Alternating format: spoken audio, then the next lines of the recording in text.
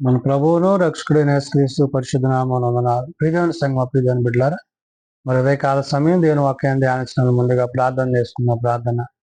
కృపగల తండ్రి దయగల యేసయ్య బంగారు పాదాలకు లెక్కలేని వందనాలు, స్తుతులు, స్తోత్రములు. గతించిన రాత్రంతా నీ రెక్కల చాటును కాచి కాపాడి సంరక్షించిందేవా. మరి ఉదయకాల సమయం సజీవ లేఖను చేరి ప్రార్థించండిగా. వాక్యమైన దేవుడు వాక్యం ద్వారా నాతో మాతో మాట్లాడి మీరే మహిమ ఘనత ప్రభావాలు పొందమని యేసునామమున అడుగుచున్నాం తండ్రి. ఆమెన్.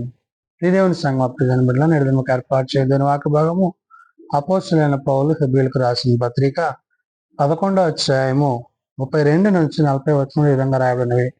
అపోస్తలుడైన పౌలు హెబ్రీయులకు రాసిన పత్రిక 11వ అధ్యాయము 32 నుంచి 40 వచనములు ఈ విధంగా రాయబడినవి. ఇకను ఏమి చెప్పుదును, గిద్యోను, బారాకు, సంసోను, యెఫ్తా, దావీదు, సమూయేలును వారిని గూర్చియు ప్రవక్తలను గూర్చియు వివరించుటకు సమయము చాలదు. పౌలు హెబ్రీ సంఘానికి పత్రిక రాస్తూ ఈ 11వ అధ్యాయం ప్రారంభంలో జలప్రలయానికి ముందు పూర్వ విశ్వాసుల గురించి చెప్పాడు. అటు తర్వాత జలప్రలయం తరువాత విశ్వాస వీరుల గురించి చెప్పాడు. అటు తర్వాత మోషే, యెహోషువ కాలం నాటి విశ్వాస వీరుల గురించి చెప్పాడు. నేడు తాను చెప్తున్న మాట ఏంటంటే ఇతర విశ్వాస వీరులు అంటున్నాడు. అంటే దేవుని యందు విశ్వాసం ఉంచువారు, వారు విశ్వాసంలో ఏ విధంగా కొనసాగారో, వారి విశ్వాస జీవితాన్ని బట్టి దేవుడు వారిని ఏ విధంగా ఆశీర్వదించాడో, దీవించాడో పౌలు ఆనాడు హెబ్రీ సంఘానికి, నేడు సార్వత్రిక సంఘానికి చెప్తున్నాడు. అందుకనే ఇకను ఏమి చెప్పుదును అంటున్నాడు. అంటే ఇతర విశ్వాసుల గురించి చెప్తూ గిద్యోను గురించి, బరాకు గురించి, సంసోను గురించి, యెఫ్తా గురించి, దావీదు గురించి, సమూయేలును వారిని గూర్చియు ప్రవక్తలను గూర్చియు వివరించుటకు సమయం చాలదు అంటాడు. అంటే ఇవన్నీ కూడా చెప్పుకుంటూ పోతే సమయం సరిపోదు. ఎందుకు ఈ విషయాలన్నీ పౌలు గుర్తు చేస్తున్నాడంటే విశ్వాస విషయంలో మనము ఎట్టివారమై ఉండాలో, ఈ విశ్వాస విషయంలో మనము దేవుని యందు ఎలాంటి ఉద్దేశాలు కలిగి ఉండాలో గుర్తు చేస్తున్నాడు. అందుకనే వారు విశ్వాసము ద్వారా రాజ్యములను జయించిరి, నీతి కార్యములను జరిగించిరి, వాగ్దానములను పొందిరి, సింహముల నోళ్లను మూసిరి. అంటే వీరి విశ్వాసం ద్వారా ఏమేమి కార్యాలు చేశారో ఈ విశ్వాస వీరులైన, ఇతర విశ్వాస వీరులైన వీరిని గురించి పౌలు అంటున్నాడు. వీళ్ళు ఏం చేశారంట? విశ్వాసం ద్వారా రాజ్యాలను జయించారంట. అంటే దేవుని యందు విశ్వాసం ఉంచుట ద్వారా వారు రాజ్యాన్ని జయించడంలో దేవుడు వారికి సహాయుడై ఉన్నాడు అనే విషయాన్ని చెప్తున్నాడు. నీతి కార్యములు జరిగించిరి అంటాడు. అంటే దేవుని యొక్క నీతిని, దేవుని యొక్క కార్యాలను, అంటే దేవుడు ఏదైతే వారికి తెలియజేశాడో వాటిని జరిగించటంలో వారు ఒక ప్రత్యేకమైన ఉద్దేశాన్ని కలిగి ఉన్నారు అనే మాటని ఇక్కడ పౌలు గుర్తు చేస్తున్నాడు. నీతి కార్యాలు జరిగించి వాగ్దానములను పొందిరి అన్నాడు. అంటే దేవుని చేత వాగ్దానం పొంది ఆ వాగ్దానానుసారంగా వారు నడిచి వారి విశ్వాసాన్ని కొనసాగించారు. సింహము నోళ్లను మూసిరి అన్నాడు. అంటే దేవుడు వారి పక్షాన ఉన్నప్పుడు మరి ఆ భయంకరమైన పరిస్థితుల్లో దేవుడు వారిని ఏ విధంగా సంరక్షించాడో, కాపాడాడో అనే విషయాన్ని చెప్తూ అగ్ని బలమును చల్లార్చిరి, మరి ఖడ్గ దారాలను తప్పించుకొనిరి, బలహీనముగా ఉండి బలపరచబడిరి, యుద్ధములో పరాక్రమశాలులైరి, అన్యుల సేనలను పోరాడిరి. అంటే ఏది కూడా ఈ విజయము తమదిగా వారు ఎంచుకోలేదు, ఏది కూడా తమదని వారు తలంచలేదు. అంటే వీరి పక్షాన, ఈ విశ్వాస వీరుల పక్షాన దేవుడు పోరాటం చేశాడు, దేవుడు యుద్ధాన్ని జరిగించాడు, దేవుడు సమస్తాన్ని జరిగించిన విషయాలని ఇక్కడ పౌలు ప్రస్తావిస్తున్నాడు. అగ్ని బలమును చల్లార్చిని అంటాడు. అంటే అగ్ని చేత మరి మరి వారి యొక్క పరిస్థితిని వారి దేవుడు ఏ విధంగా అయితే సరిచేస్తాడో చెప్తున్నాడు. ఖడ్గదారాలను తప్పించుకొనిది అన్నాడు. అంటే దేవుని యొక్క హస్తాలు వారికి తోడై ఉన్నప్పుడు వారి మీద అపవాది చేసే ప్రతి విధమైన దాడి నుంచి వారు రక్షింపబడ్డారు, దీవింపబడ్డారు, బలహీనముగా ఉండి బలపరచబడిరి అన్నాడు. అంటే వారు శారీరక బలహీనతలతో ఉన్నప్పటికీ దేవుడు వారికి ఇచ్చిన ఆత్మస్థైర్యాన్ని, విశ్వాస ధైర్యాన్ని బట్టి వారు విశ్వాస వీరులుగా పిలువబడ్డారు. యుద్ధములో పరాక్రమశాలులైరి అంటాడు. అంటే దేవుడు వారి పక్షాన యుద్ధము చేశాడు. ఇప్పుడు దేవుడు వారి పక్షాన యుద్ధం చేయడం అంటే వారు దేవుని యందు విశ్వాసం ఉంచారు కాబట్టి దేవుడు వారి పక్షాన యుద్ధం చేస్తాడు. ఇప్పుడు మనము దేవుని పక్షాన మనం నిలిచినప్పుడు మన పక్షాన యుద్ధం చేయువాడు యెహోవాయే అనే విషయాన్ని చెప్తున్నాడు. అన్యుల సేనలను పారతోలిరి అంటాడు. అంటే ఈ విధంగా వారు దేవుని యందు విశ్వాసమందు ఏదైతే వారు కలిగి ఉండాలో ఆ కలిగి ఉన్న దాని అంతటిని బట్టి దేవుడు వారికి జయాన్ని విజయాన్ని ఇచ్చాడు. స్త్రీలు మృతులైన తమ వారిని పునరుత్థానమును వలన మరలా పొందిరి.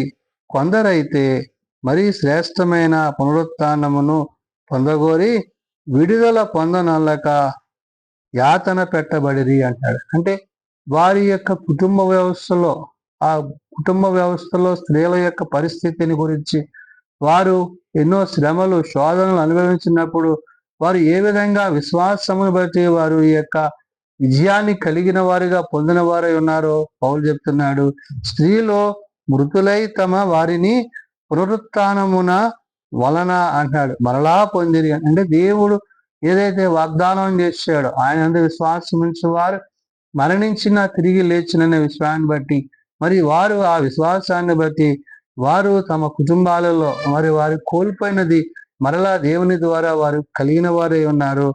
కొందరైతే మరి శ్రేష్టమైన పునరుత్థానము పొందగోరి విడుదల పొందనొల్లక యత్నము పెట్టబడిరి అన్నారు. అంటే ఏ విధమైన శ్రమ, ఏ విధమైన కష్టము, ఏ విధమైన ఇబ్బంది ఏది కలిగినా కూడా అది విశ్వాస విషయము యొక్క ఉద్దేశములో వారు దాని యందు నిలకడ కలిగి ఉన్నారు, భయము కలిగి ఉన్నారు, భక్తి కలిగి ఉన్నారు.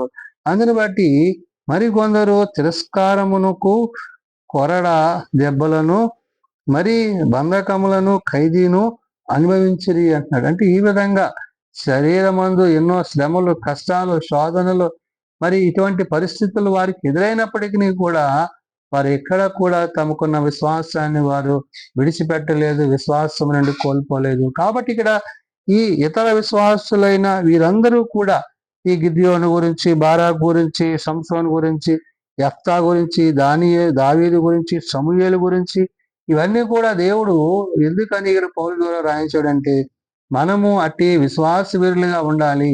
విశ్వాసములో వెనుకబడిపోక విశ్వాసములో ముందుకు కొనసాగే విధానాన్ని ఇక్కడ గుర్తు చేస్తున్నారు. మరికొందరు తిరస్కారమును, కొరడా దెబ్బలకును, మరి బంధకములకును ఖైదీను అనుభవించిరి అన్నాడు. కాబట్టి ఇటువంటి జీవితాన్ని, ఇటువంటి పరిస్థితిని వారు ఎదుర్కోవడానికి కారణం ఏంటంటే వారు దేవుని యందు నమ్మిక కలిగి ఉన్నారు, విశ్వాసం కలిగి ఉన్నారు, బలం కలిగి ఉన్నారు. అంత మాత్రమే కాదు, రాళ్లతో కొట్టబడిరి, రంపములతో కోయబడిరి, శోధింపబడిరి, ఖడ్గములతో చంపబడిరి. మరి అనేక శ్రమలు, అనేక ఇబ్బందులు వారు శారీరకంగా అనుభవిస్తూ ఆత్మీయంగా దేవునిలో బలపడుతూ దేవుడు వారికి ఇచ్చే ఆ యొక్క నిత్యరాజ్యాన్ని బట్టి ఆ నిత్యరాజ్యంలో వారికి ఒక ప్రత్యేకతమైన ఉన్నతమైన స్థానం ఉన్నదనే విషయాన్ని వారు ఎరిగి ఈ విధంగా వారు ప్రభువులో, పరిశుద్ధాత్మలో మరి దేవుని యొక్క కార్యాలు జరిగించిన వారై ఉన్నారు. మరియు గొర్రె చర్మములను, మేక చర్మములను వేసుకొని దరిద్రులై ఉండి శ్రమపడి హింస పొందుచు అడవులలోను, కొండల మీదలను, గుహలలోను, మరి సొరంగములలోను తిరుగులాడుచు సంచరించిరి.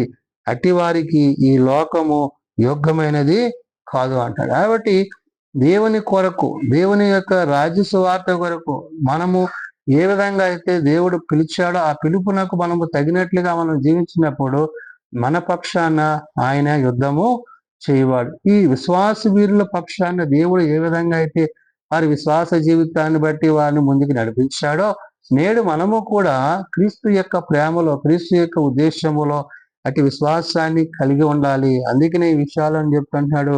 గొర్రె చర్మములను, మేక చర్మములను వేసుకొని దరిద్రులై ఉండి శ్రమపడి హింస పొందొచ్చు అన్నాడు. అంటే వారి దారిద్ర్యాన్ని, దాన్ని ఏది కూడా మరి దేవుని యందు వారు ఎట్టి విశ్వాసాన్ని కలిగి ఉన్నారో వారి పరిస్థితులు ఎలాంటివో ఎన్ని గుర్తు చెప్పుకున్నాడు. అడవులలో, కొండల మీదను, గుహలోను, సొరంగములోను తిరుగులాడుచూ సంచరించిరి అంటాడు. ఈ విధమైన అనేక శ్రమలు, అనేక కష్టాలు వారు కలిగినప్పటికీ కూడా వారికి ఉన్న విశ్వాసాన్ని ఏమాత్రమును కూడా కోల్పోలేదు. కాబట్టి అటు వారికి ఈ లోకము యోగ్యమైనది కాదు అంటే ప్రభు ఇచ్చే ఆ యొక్క రాజ్యములో ప్రభుతో పాటు వారు సదాకాలము జీవించేవారై ఉన్నారు. కాబట్టి ఈ లోకమున్న వాటిని ప్రేమించక పైన వాటి యందు మనస్కరిస్తూ విశ్వాసములో మనం కట్టబడాలనే విషయాన్ని చెప్తూ వీరందరూ తమ విశ్వాసము ద్వారా సాక్ష్యము పొందిన వారైనను మనము లేకుండా సంపూర్ణలము కాకుండా నిమిత్తము దేవుడు మన కొరకు మరీ శ్రేష్టమైన దానిని ముందుగా సిద్ధపరచిన కనుక వీరు వాగ్దాన ఫలము అనుభవింపలేదు అంటున్నారు. కాబట్టి నేడు నీవు నేను వాగ్దాన ఫలాన్ని పొందుకున్నాం. దేవుడు వాగ్దానం ఇచ్చాడు. ఏంటని ఆయన యందు విశ్వాసం ఉంచువాడు నమ్మి రక్షింపబడను, వాడు నూతనముగా క్రీస్తు ప్రేమలో వాడు చేర్చబడతాడు. అనగా మరణము జయించి తిరిగి లేచిన క్రీస్తును మనం కలిగి ఉంటే గనక, ఆ మరణపు ముళ్ళను విరిచిన క్రీస్తును మనం కలిగి ఉంటే గనక ఆయన విశ్వాసము కలిగిన వారమైతే మనకు ఒక నిరీక్షణ ఉంది. ఆ నిరీక్షణ ఏంటంటే ఆయన మరలా వచ్చి ఆయన చేసిన వాగ్దానాన్ని బట్టి మనలను తన రాజ్యానికి ఆయన తిరిగి చేర్చును. కాబట్టి ఏదైతే దేవుడు మనకి ఇవ్వడానికి ఆయన ఇష్టపడుతున్నాడో ఆయన ఇచ్చేదాన్ని పొందుకోవడానికి మనం సంసిద్ధులు కాగలడానికి ఆనాడు విశ్వాస వీరులు ఏ విధంగా అయితే విశ్వాసాన్ని కలిగి ఉన్నారో నేడు మనమును కూడా అట్టి విశ్వాసాన్ని కలిగిన వారమే ఈ విశ్వాస యాత్రలో కొనసాగుతూ క్రీస్తు యొక్క రాకడ కొరకు ఎదురు చూస్తూ ఆనాడు పౌలు హెబ్రీ సంఘానికి నేడు సార్వత్రిక సంఘానికి తెలియజేస్తున్న మాటలను బట్టి మనము మరింతగా ప్రభువులో పరిశుద్ధ ఆత్మలో తండ్రి యొక్క చిత్తాన్ని ఎరిగి జీవించే వారమై ఉండాలని ఉదయకాల సమయమున గొప్పదైన పౌలు ద్వారా పరిశుద్ధాత్మ దేవుడు తెలియజేస్తున్న మాటలు ప్రార్థన చేసుకుందాం. ప్రేమ నమ్మకం కలిగిన మా తండ్రి, కృప కలిగిన దేవ, నిజమైన ఆయన నిన్ను బట్టి నీ మాటను బట్టి జీవించుటకు అయా నీ యందు విశ్వాసము కలిగి అనేక శ్రమలు కష్టములు వారు ఎదుర్కొన్నప్పటికీ నాయన పర సంబంధమైన ఆత్మీయ స్థితిగతులను వారికి అనుగ్రహింపజేసి నీ నిజరాజ్యములో వారిని వారసులు చేయడానికి నీవు ఇచ్చిన కృపకే వందనాలు. నిజమైన నేడు అనేకులు విశ్వాసులు మందు ఎన్నో శ్రమలు అనుభవిస్తున్నప్పటికీ నాయన వారిని విశ్వాసములోనికి ముందుకు నడిపిస్తూ నీ కృపను వారికి అనుగ్రహింపజేస్తున్నందుకే వందనాలు. బలహీనలను బలపరుస్తున్నవాడు, రోగులను స్వస్థపరుస్తున్నవాడు, ప్రార్థన అవసరతలు కలిగి నీ సన్నిధిలో విజ్ఞాపన చేయవారికి లేవనెత్తి కృపచూపు వాడవై ఉన్న వందను బట్టి వందనాలు. ప్రత్యేకించిన ఆయన మరి నేడు దినము నీ సన్నిధానంలో ప్రార్థన అవసరతలు కలిగిన ప్రతి కుమారుని బట్టి కుమార్తెను బట్టి కుటుంబాన్ని బట్టి ప్రార్థన చేస్తున్నాం. ఆయా కుటుంబాలలో ఉన్న వేదనకర పరిస్థితులన్నింటినీ దూరపరిచి సమానాన్ని తొలగించి సమాధానం అనుగ్రహించి ఆనాడు ఎలాగైతే వారందరూ విశ్వాసంలో ముందుకు కొనసాగారో అట్టి రీతిగా నేడున మేము నీవు చేసిన వాగ్దానమును బట్టి వాగ్దాన భూమిలో ప్రవేశించగలిగిన స్థితి అనగా నీవిచ్చే ఆ యొక్క నిత్యరాజ్యంలో చేరగలిగిన స్థితి మా అందరికీ దయచేయండి. చిన్న బిడ్డలు, యవనులు, పెద్దలు, వృద్ధులు ప్రతి వారిని పేరు పేరున దీవించి ఆశీర్వదించండి. ప్రభు ఏ ఒక్కరూ నశించగా అంతటి అందరూ మారు మనసు కలిగి పాపక్షమాపణ కలిగి నీ నిత్యరాజ్యంలో చేరగలట గట్టి దయచేయమని నేను పరిచర్యల సేవలో నీ సన్నిధి మా ప్రేమించమని మీరు అక్కడికే మమ్మల్ని సిద్ధపరచమని యేసునామం నడుచున్నాం తండ్రి, ఆమేన్. పరలోకమందున్న మా తండ్రి, నీ నామం పరిశుద్ధపరచబడుగాక, నీ రాజ్యం వచ్చుగాక, నీ చిత్తం పరలోకమందు నెరవేర్చినట్లు భూమి మీద నెరవేరుగాక. మానద నాన్నడు మాకు దయచేయం. మరల ప్రార్థన చేసిన వారిని మేము క్షమించిన ప్రకారం మా ప్రార్థనలను క్షమించు. శోధనలో తేకాల్సులను తప్పించము. రాజ్యము, శక్తి, మహిమ నిరంతరము నీవే అయినవి తండ్రి, ఆమేన్. మన పరమ తండ్రి అయిన దేవుని ప్రేమ, ప్రభువైన యేసుక్రీస్తు కృప, ఆదరణకర్త అయిన పరిశుద్ధాత్మ సహాయము సదా తోడయండి సంరక్షించునుగాక, ఆమేన్.